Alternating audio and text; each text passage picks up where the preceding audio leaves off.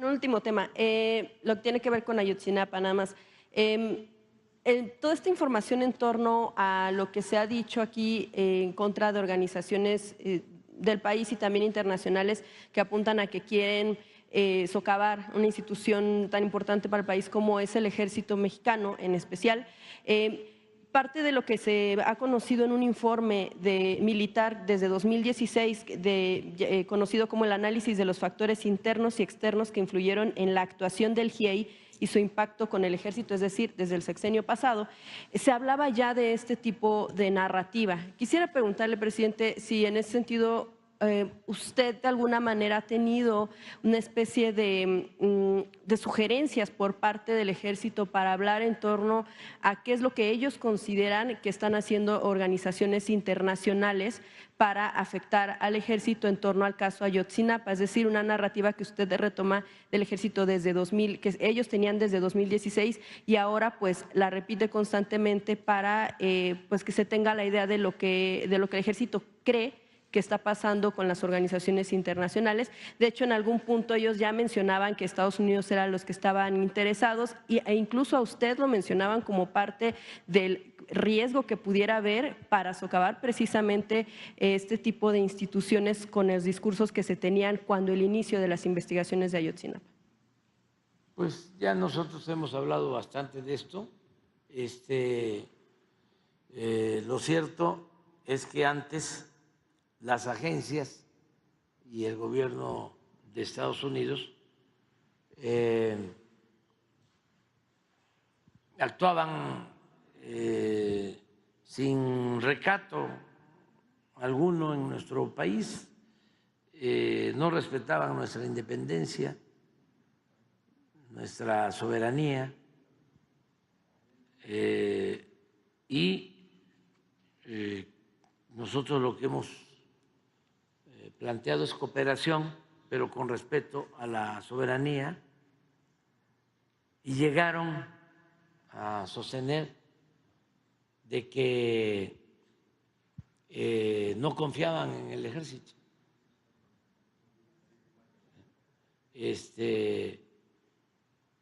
Y pues había injerencia de organismos internacionales en nuestro país y se puso orden en eso,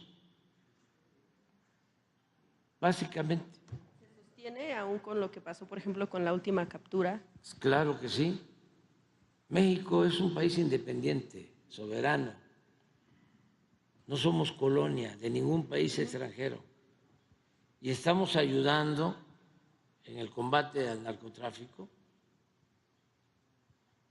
porque somos vecinos, amigos y sobre todo por razones humanitarias, porque ellos tienen un problema grave. Yo les podría decir, podría sostener que ese es el principal problema de Estados Unidos.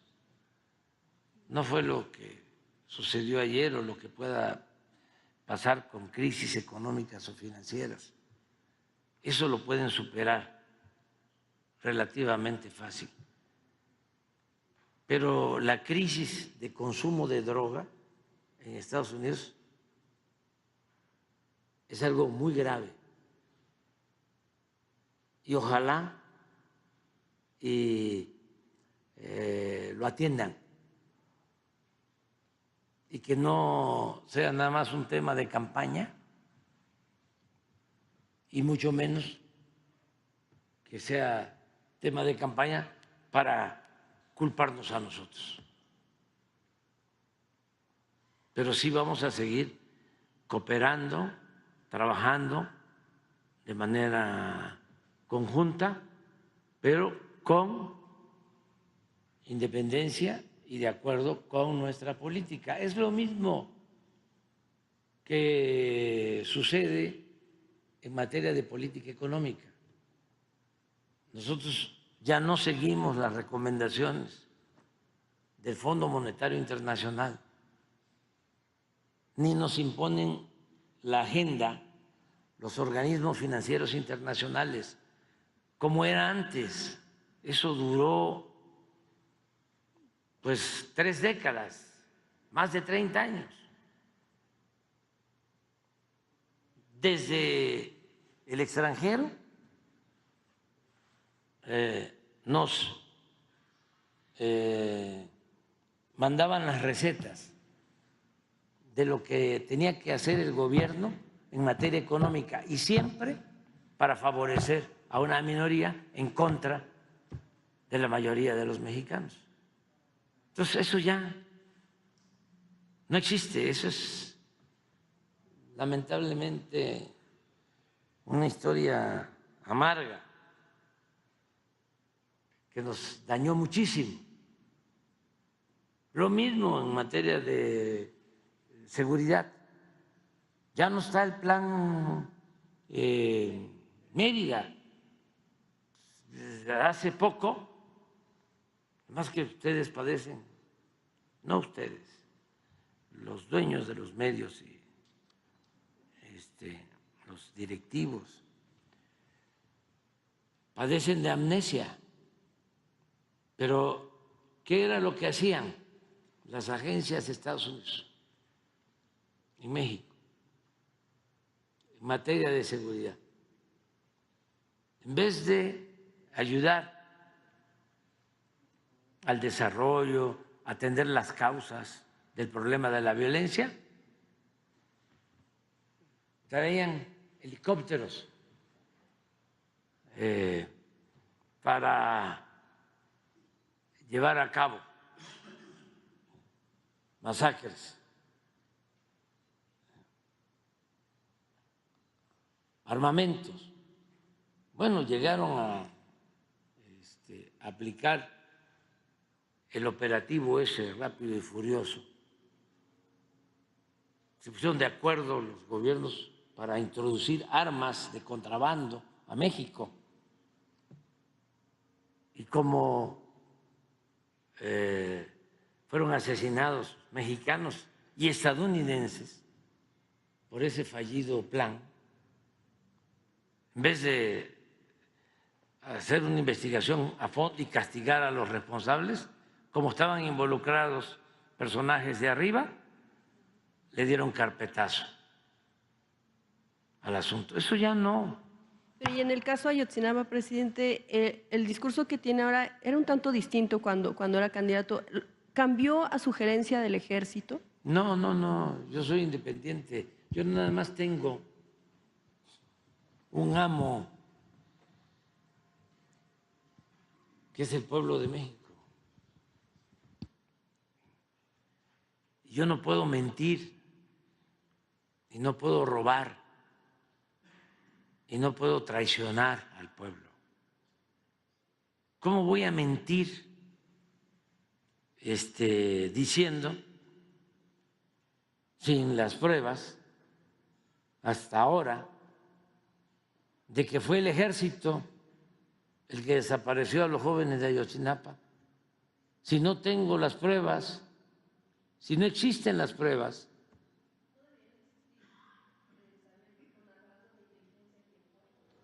Pues no hemos podido contar con las pruebas, pero ya ustedes ya lo convirtieron en consigna,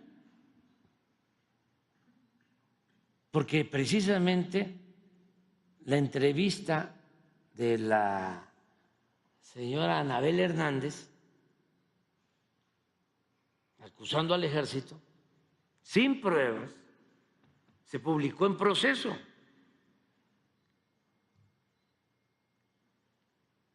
Y fue igual que ahora. Desde 2016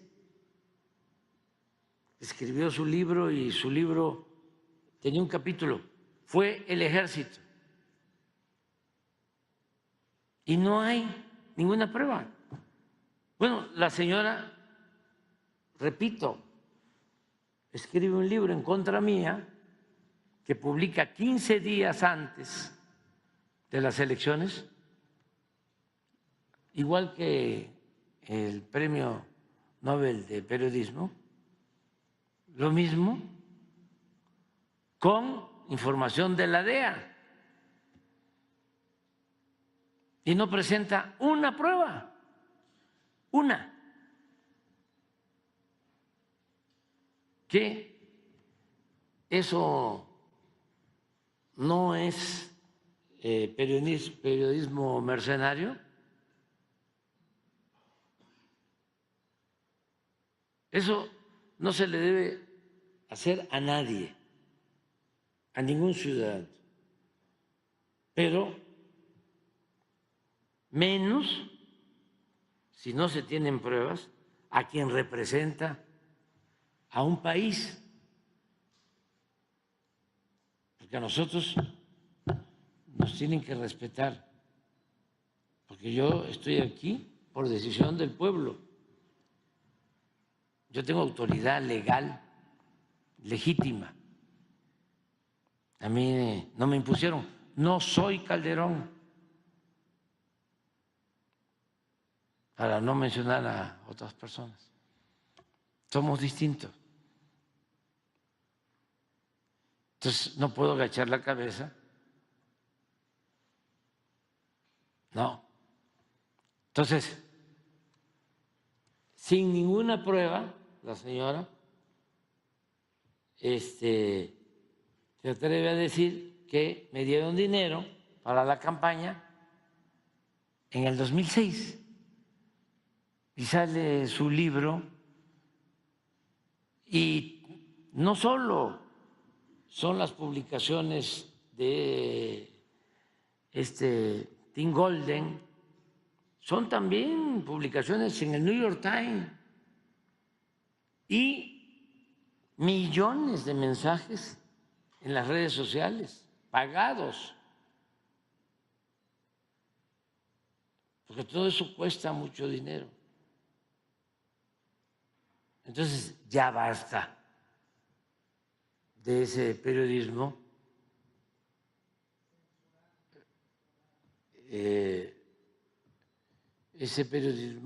mercenario, ¿sí? Y hay que denunciarlo cada vez más,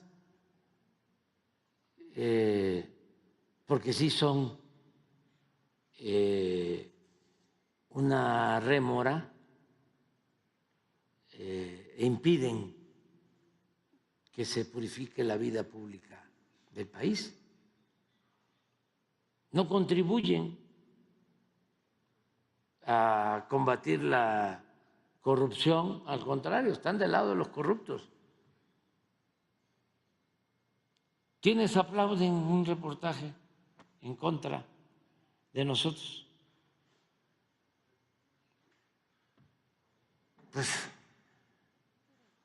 la minoría rapaz que se dedicó a saquear al país y que ahora están inconformes, más desde hace 2 meses que empezaron a creerse sus propias mentiras y sus propios prejuicios, porque como son muy clasistas, muy racistas, nunca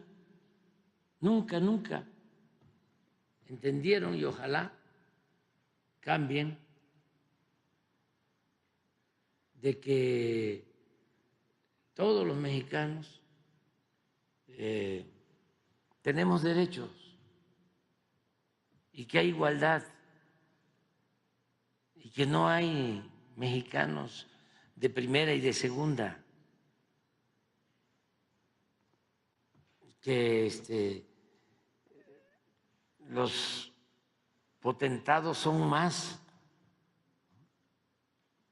que los humildes. No, vale lo mismo el voto de un multimillonario en una democracia que la de un campesino. Vale lo mismo el voto de un obrero que de un comentarista famoso de radio, de televisión, de un articulista de la prensa escrita. Vale lo mismo, pues. el derecho que tiene cualquier mexicano. Entonces, eso les cuesta mucho. Ahora que Said, lean el artículo de Said y lean la respuesta de Fabricio Mejía. Pero lo de Said es un ejemplo claro de la decadencia del conservadurismo. Es la decadencia del pensamiento conservador. Fíjense su razonamiento. Palabras más, palabras menos, ¿no? El pueblo no sabe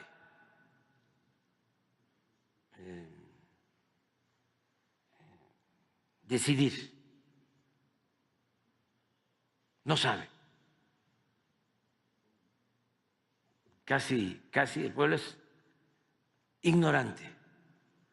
Un poco lo de su colega Sheridan,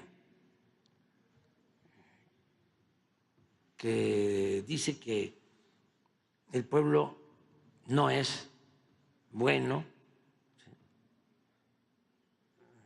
ni es trabajador, ni es responsable. O sea, es del mismo grupo, ¿no?, que viene del finado Paz, con Krause, pero en plena decadencia, todo ese grupo. Pues dice, el pueblo es tonto, palabras más, palabras menos. Dice, ¿cómo es que votaron por un proyecto que significa corrupción, violencia y no sé qué otra cosa? Sí, los engañaron.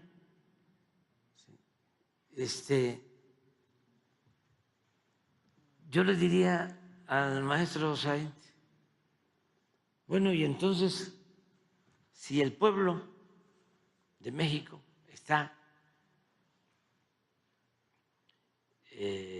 atrasado y es manipulable, ¿qué cosa fue lo que hicieron ustedes durante todo el tiempo que apoyaron el modelo neoliberal o neoporfirista? Si el resultado que deja ese modelo es un pueblo manipulable, una sociedad atrasada. ¿Por qué no hacen la autocrítica? ¿De qué sirvió que Said apoyara a Fox y a Calderón y todas las privatizaciones, la modernidad, entre comillas, del periodo neoliberal, si el resultado es que millones de mexicanos son como niños?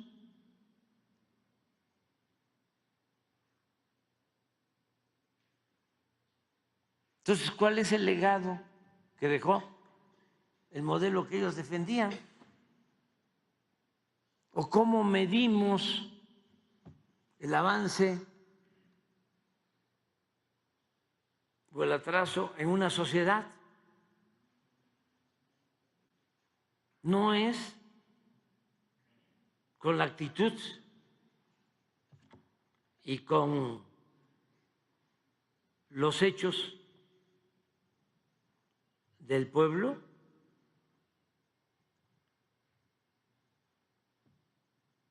con los cambios de mentalidad, pero no, es lamentable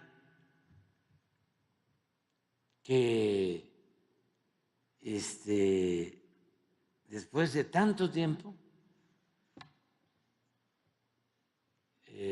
lleguen a esas conclusiones.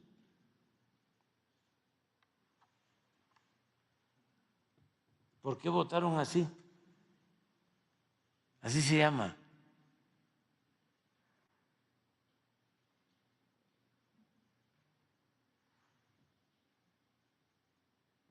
Y aquí explica, pero cualquier cosa.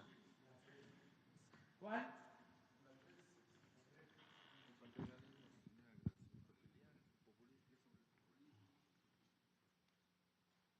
Sí, la 3.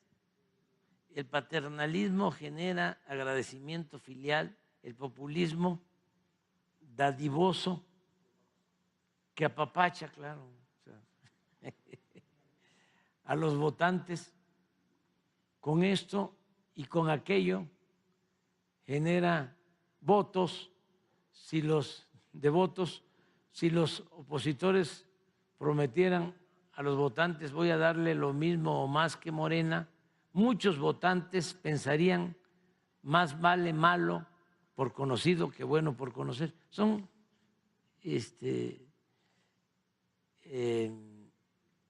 ni siquiera argumentos, sino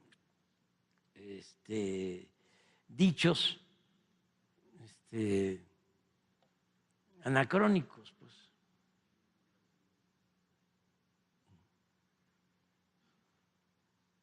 Miren, donde los narcos intervinieron en la votación, seguramente fue contra Xochitl.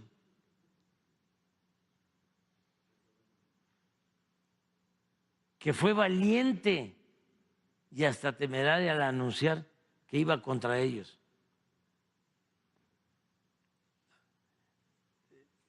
Lamentable.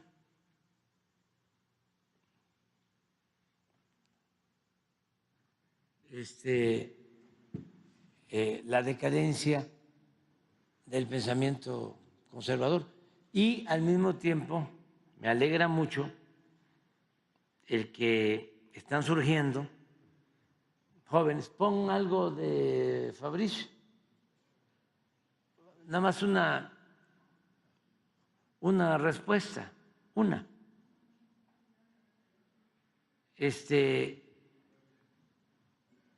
Pero no solo es Fabricio, están surgiendo muchos jóvenes,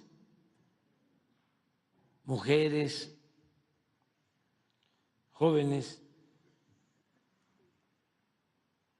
Recuerdo que Ciro Gómez Leiva, para justificar, ¿no?, de que estábamos mal y él queriendo ser objetivo, decía, nuestra generación ha resultado un fracaso, no ha aportado nada. Todavía hasta hace poco. Imagínense la alegría que me produce el que nuestra generación, nos tardamos, ¿no?, pero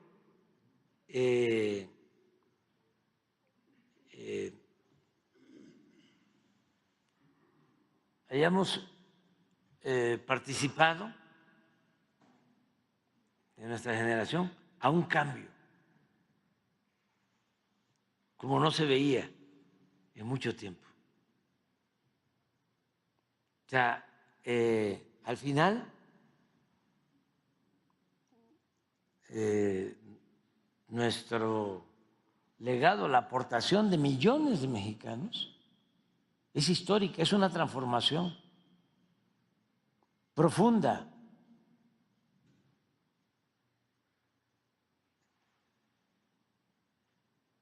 O sea que sí se pudo. ¿Y qué dice, por ejemplo, Fabricio? Primero.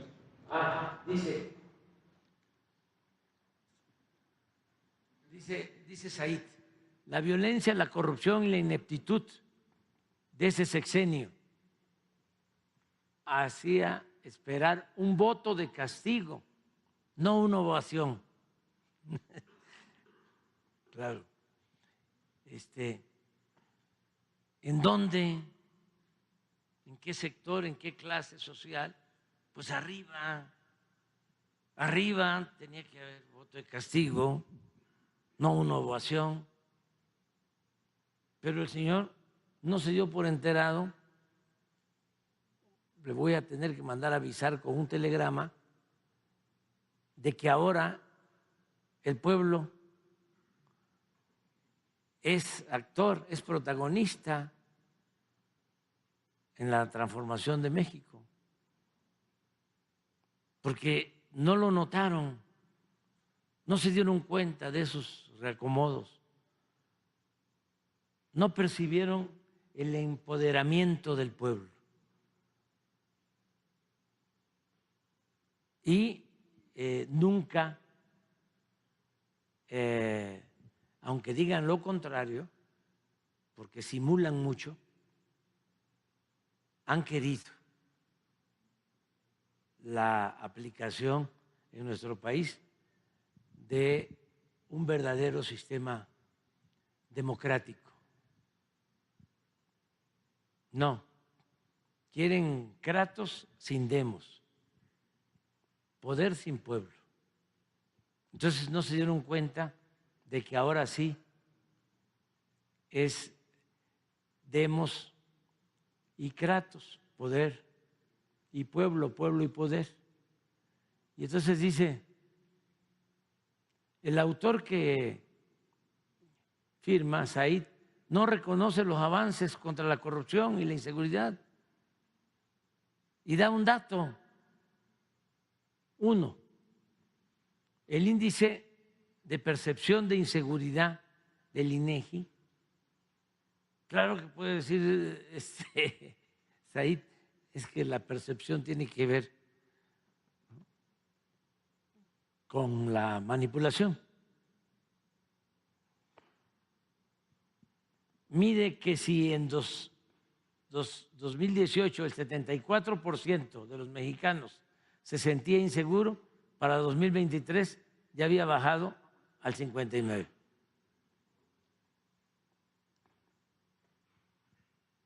O que Transparencia Internacional nos consideraba menos corruptos como país. Pero eso no son argumentos. Esa es buenísima. Sí. Dice, fíjese la decadencia. Y es, con todo respeto, un hombre mayor y sabiondo para los conservadores. Algunas encuestas indicaban que ganaría Claudia con una ventaja sobre Xóchitl que parecía disminuir hacia el empate. Una sola encuesta, Dora.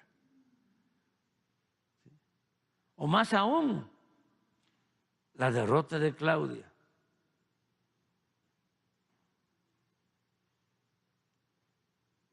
La inesperada ventaja de 32% que obtuvo Claudia en las urnas fue superior a la que obtenía en las encuestas. No es cierto.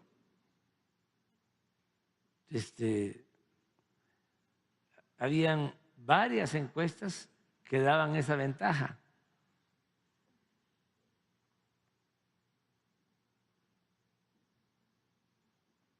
Es sorprendente. Implica que millones de votantes cambiaron de opinión a última hora.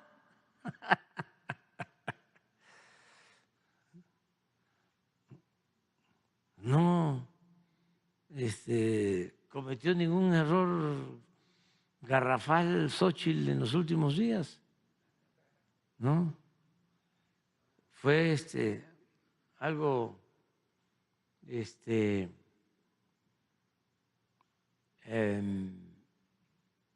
bastante parejo su planteamiento, o sea,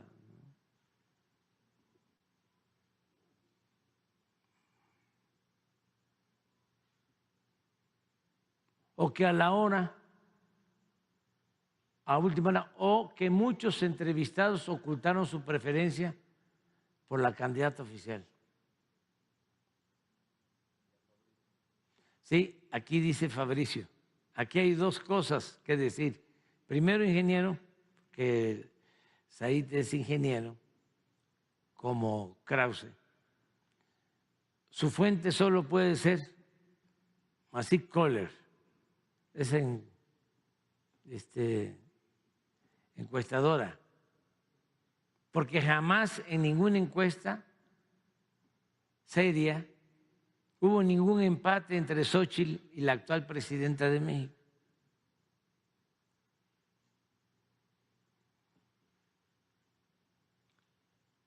Para las encuestas serias, los votantes ya habían decidido por quién votar en un 80% para mayo, desde mayo, en las encuestas. Además, no es posible eso, que de la noche a la mañana cambien millones, como él dice. Solo que hubiese pasado una cosa así excepcional. Nadie cambió de opinión, como dice, pero hay un dato relevante. En efecto, hubo mucha gente que dijo que iba a votar por Xóchitl y que a la mera hora no lo hizo. Tenía 33% en las encuestas y no pasó del 27% en la elección. Quizás se debe a que existió mucha presión en ciertos ámbitos laborales para decir que no se iba a votar por el obradorismo. Sí, eso también existió. Trabajadores, me consta que en el 2006 los Coppel. ¿También ahora? Sí. Los empleados papeles que votaron por... Mandaron una carta a sus trabajadores diciéndole en el 2006, me consta, de que iba a ser una desgracia si ganábamos y que se iban a quedar sin trabajo o algo así. ¿Sí? ¿Y qué hizo la gente? Pues se quedó callada. Si le preguntaba así por Xóchitl, pero a la hora de la hora, pues el voto es libre, es secreto, y les dijeron, toma tu champotón. Precisamente por el ninguneo, el querer menospreciar al pueblo. Pues eso es lo que está pasando. Adelante.